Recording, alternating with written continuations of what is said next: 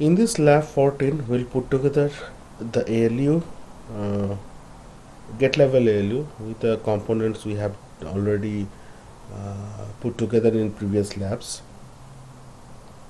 To do that, first of all, we take this 2x1 multiplexer, 3 of them, and put together to make 4x1 multiplexer, 32-bit. Taking 4x1 multiplexer and 2x1 multiplexer, we develop 8x1 multiplexer, and then using that 8x1 multiplexer, we develop a 16x1 multiplexer. Once we have that, then let's put together the ALU.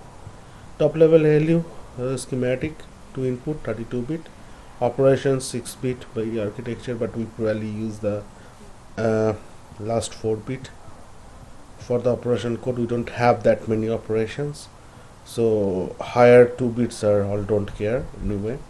So we define the codes like these, let's say, and adder subtractor SLT.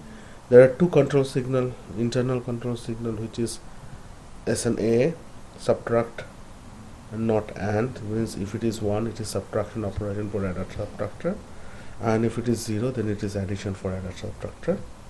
And remember, for the SLT, what we are doing, we are actually subtracting two numbers and checking if it is negative or positive, things like that.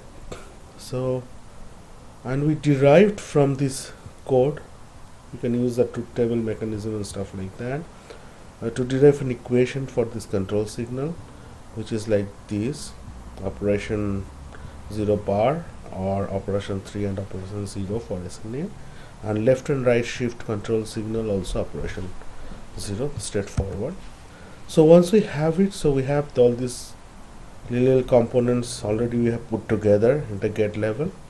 So we derive the control signal SNA and LNR internally to the logic by using the equation, these two equation, and then we use our 16x1 multiplexer to connect this result to different selection code according to this operation value, operation code. See, we are taking 4 bit of them out of the 6 bit, so 2 bits are not used, and also we are having another 0 out signal, 0 flag, which is like if the result is all 0 then this will go 1. So we are just using a 32-bit NOR together to have the 0 flag. So if any of them is 1, this 0 will become 0.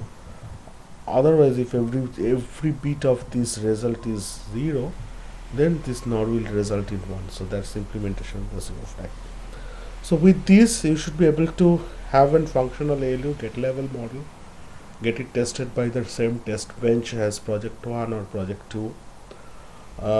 Make sure that the functionality is correct. This is pretty important steps for the project 3, and once it is done, we'll do some register file implementation and put together the whole processor at the get level in the next couple of labs.